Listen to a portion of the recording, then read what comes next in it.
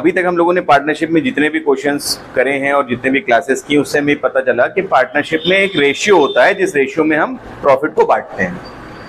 कभी कभी जब रेशियो गिवन नहीं होता है तो हम लोग क्या करते हैं, इक्वल रेशियो में बांट देते हैं, पार्टनरशिप का रूल है।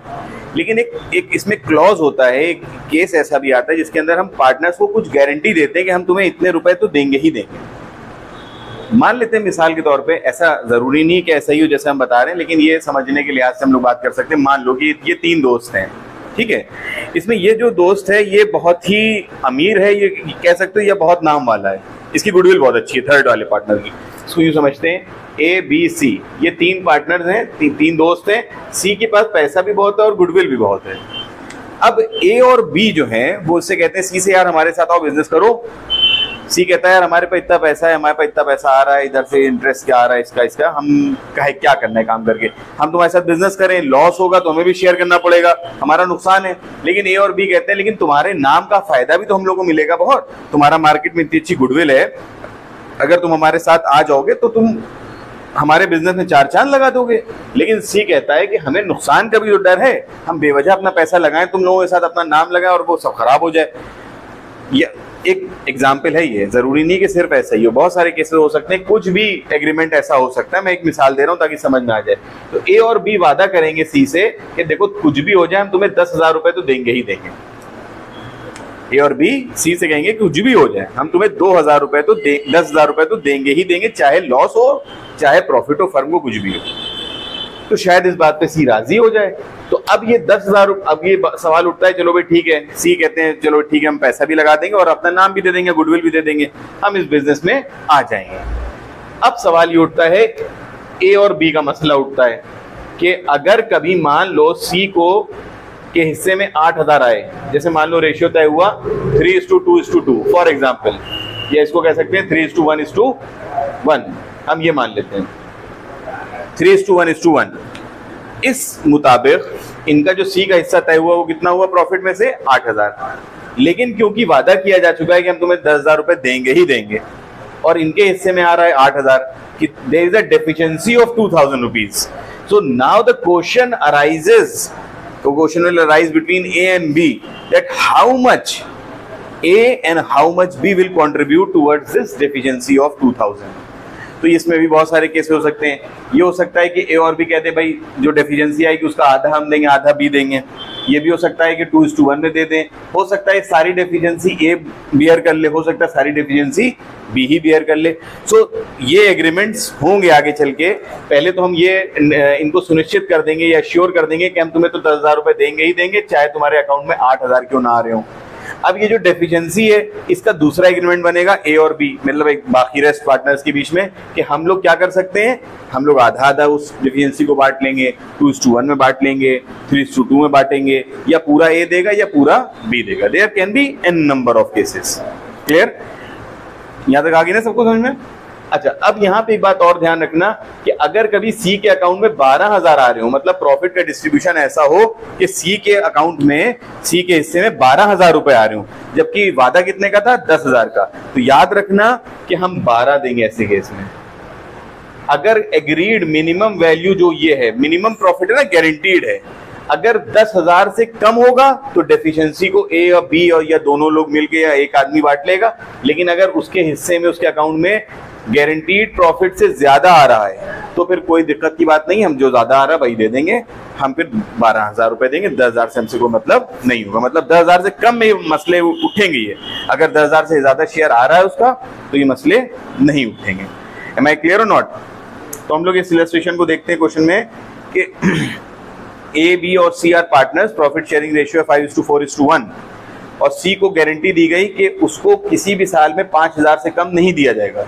He will not be paid less than 5,000 rupees as a share of profit. Clear? And the deficiency would be borne by A and B equally. और जो भी कमी आ रही होगी वो A और B बराबर बराबर पूरा कर लेंगे। मैंने अभी आपसे कहा डेफिशिएंसी को बराबर बराबर भी पूरा कर सकते हैं या सब एक ही या सब दूसरा आदमी बियर कर ले। 72 पे आओ और आओ आगे, ठीक है। अब यहाँ पे क्वेश्चन में प्रॉफिट दे रखा है 40,000, हम इसको बांट के देख लेते हैं। यहाँ पे प्रॉफिट है कितना इस क्वेश्चन में प्रॉफिट कितना है 40,000 और रेशियो क्या बन रहा है भाई,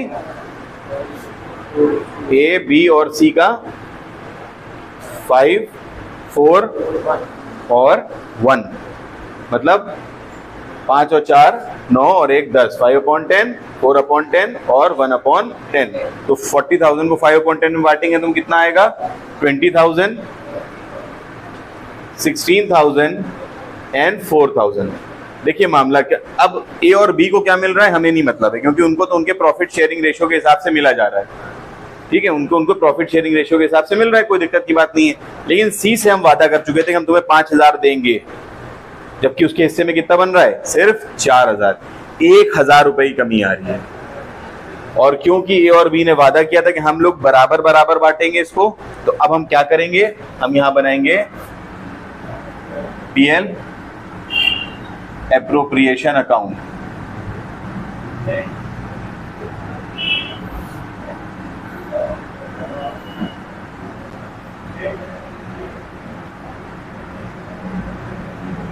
बाय प्रॉफिट, इसको नेट प्रॉफिट भी लिख सकते हैं, प्रॉफिट एंड लॉस भी लिख सकते हैं, जो आपकी मर्जी हो आप लिख सकते हैं, कोई दिक्कत की बात नहीं है ऐसे।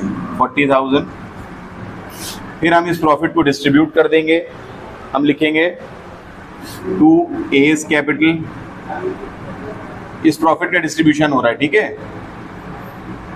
टू बीज कैपिटल,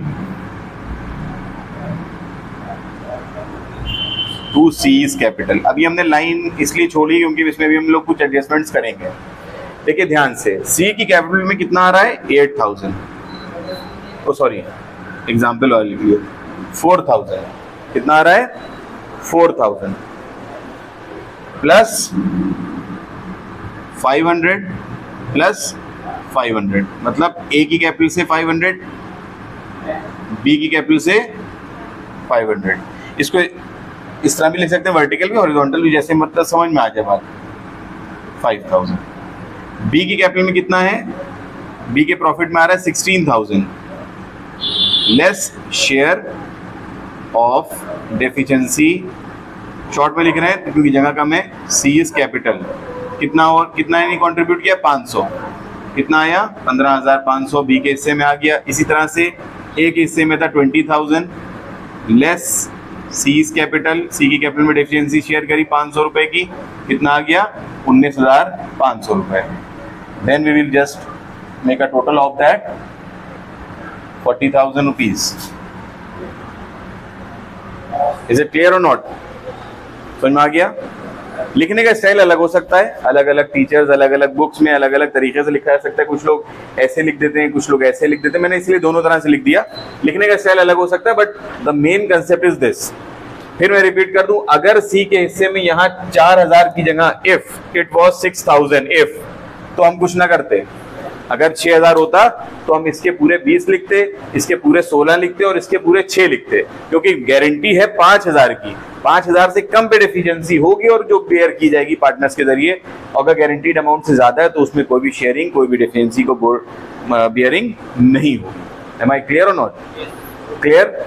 ये हो गया आपका अकाउंट। अब इसकी जर्नल एंट्री भी हम बना सकते हैं, क्वेश्चन में अक्सर पूछी जाती है। इसको इधर ही लिख देते हैं हम।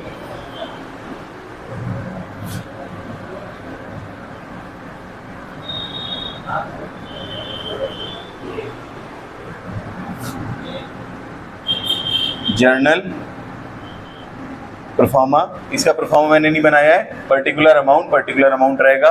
अकाउंट्स के बच्चे जानते हैं।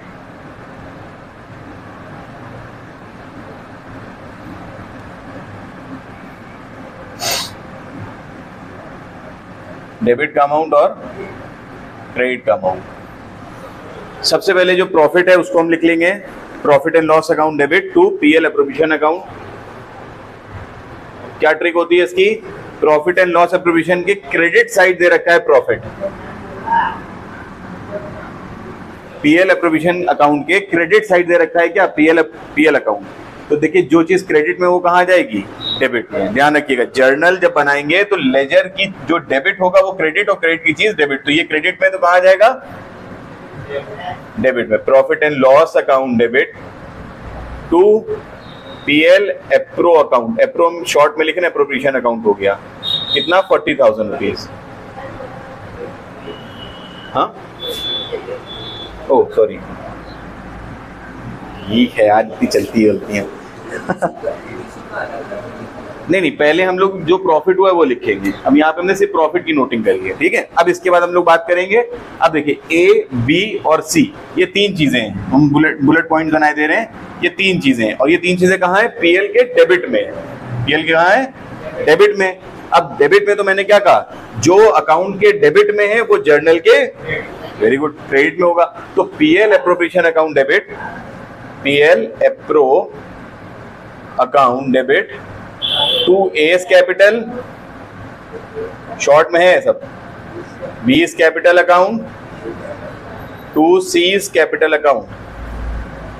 ए में कितना लिखेंगे हम, 19,500, सॉरी यहाँ पे 19,500, बी में लिखेंगे हम 15,500 और इसमें लिखेंगे 5,000, टोटल हो गया कितना 14,000। यहाँ पे क्या लिखेंगे हम नरेशन में, नरेशन सिंपली होता है कि आपको सिर्फ ये बताना है कि एंट्री किस चीज की है, तो आप ये बता दीजिए कि यहाँ पे ट्रांसफर ऑफ प्रॉफिट हुआ है और यहाँ पे प्रॉफिट का डिस्ट्रीब्यूशन हुआ है, दैट्स इट, ठीक है। अब ये तो क्लॉज था। अब मेन क्वेश्चंस के बीच में भी गारंटी वाले पार्ट्स आना शुरू होंगे। अभी हम लोगों ने आज सिर्फ समझा है कंसेप्ट क्या होता है, अभी हम लोग इसके आगे क्वेश्चन जब लगा लेंगे तो हमें चीजें समझ में आ जाएंगी। जो पीछे हम लोग क्वेश्चन करते चले आ रहे थे ना, पीछे बहुत बड़े बड़े क्वेश्चन थे, उन क्वेश्चंस के बीच में ये वाले क्लॉजेस आना शुरू हो जाएंगे। तो क्वेश्चन वैसे ही लगेगा वो बड़ा वाला क्वेश्चन, लेकिन उसके बीच में छोटा सा क्लॉज आ जाएगा और उसको हिसाब से हम लोग सॉल्व कर देंगे, ठीक है ना। आज के लिए इतना ही रखते हैं, ठीक, थैंक यू।